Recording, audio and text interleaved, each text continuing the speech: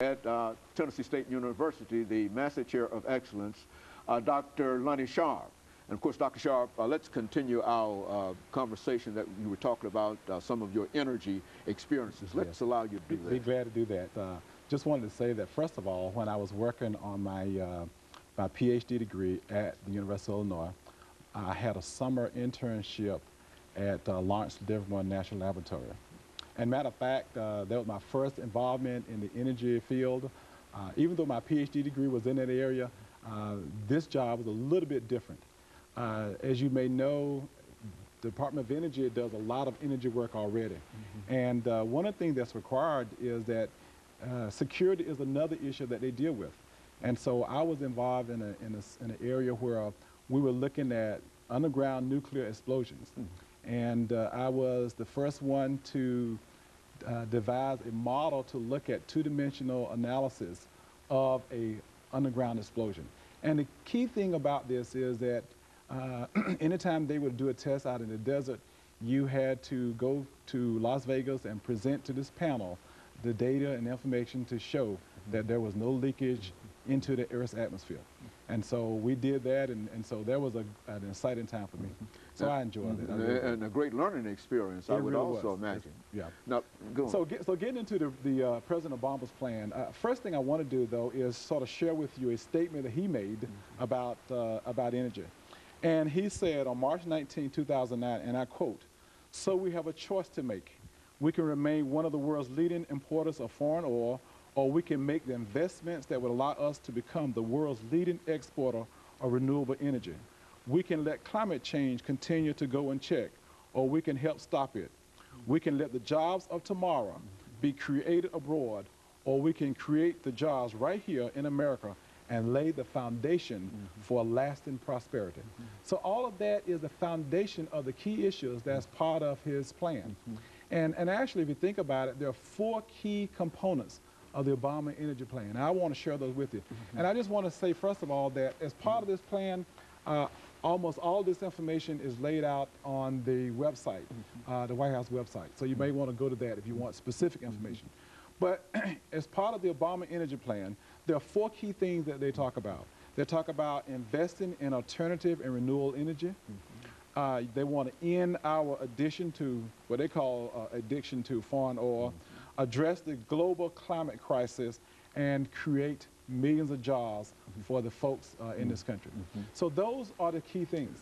And one thing I do want to say about this plan, though, is that a lot of people get a little bit confused to some extent about what is renewable energy, what is alternative energy. And renewable, first of all, let me just say alternative. Alternative is just what it says, an alternate to something else. So when I was growing up on the farm, we used wood. And so we eventually got to the point that our alternative was coal. And so even today, we're still talking about one form of energy and alternate it with something else. So that's all alternative energy is all about. And so they talk about biofuels, and in this case, biofuels could be wood or municipal waste or whatever. And the thing about biofuels, though, is that people think that we could take biofuels and replace biofuels with the energy that we use in our vehicle for our cars and all that. That's impossible, really, because if you were to harvest all the grains that we have, that we produce in this country, it would only produce about 16% of fuel needed for our cars. So that's you got an really idea an alternative, of what we can do. It's an alternative now, but it cannot be replaced totally.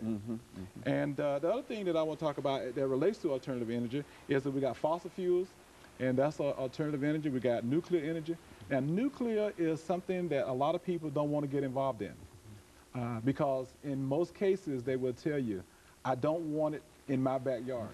I served on the Hazard Waste Commission for the state of North Carolina, and we were trying to site a hazard waste facility, and the people were all against it. They just did not want it. And so you have to be put in a position that they feel comfortable and safe around all the forms of energy that we're talking about producing. So the question becomes, why not put it in an isolated area, way out in the middle of no place, in the desert? But you got to think about it this way. If you start talking about nuclear energy you need water as a resource to cool the towers and the like. So you just can't throw it any place. There are some other things that you got to consider. And so if you think about it, most of the people live in areas where there are rivers and a lot of water. And so that's where the people are. And so that's one of the problems we're having with our nuclear energy, and one of those options as an alternative source. And then we talk about renewable energy. So what is renewable? And so really you're talking about any natural source of energy. So we're talking about the sun, solar, we're talking about the wind, we talk about the ocean currents, and we even talk about what they call hydrothermal energy. So all those are the different forms of energy that President Obama is talking about as part of his alternative or renewable energy program. Very good. And of course, all of those are very, very important in terms of trying to deal with this issue of unemployment and all those other issues. Yes. Why don't you go and continue on? Yeah, what I want to do, though, is that there are some key elements of the plan itself, and what I want to do is give you some facts and figures that relate to that. And so they talk about investing $150 billion in the next 10 years to build a clean energy future. They talk about ensuring that 10% of the U.S. electricity comes from renewable sources, the renewable sources we just talked about, by 2012, and 25% by 2025. They talk about implementing an economy-wide cap and trade program to reduce greenhouse gas emissions 80% by 2050. Now, most people don't know what cap and trade is. Actually, what they're talking about is putting a cap on the total amount of emissions that come from a source. And so whatever that cap is, people are required to meet that. Now, if your company meets that cap, and let's just say that the cap is at so many million pounds or whatever, and your company meets that, and so that means then that you could actually sell the difference between what you have and what they need to get to that level as well. So the key thing is making sure that everyone has met that criteria. And of course, Dr. Sharp, we're getting ready for our second commercial break, but this is exactly what we wanted to get from you, that kind of information. And we're going to come back with this third segment shortly after this very short commercial break, and then we'll allow you to continue that. But that's essentially what we wanted to do, and I'm sure that the people are going to be informed more so. We'll be back with you following this very, very short commercial break.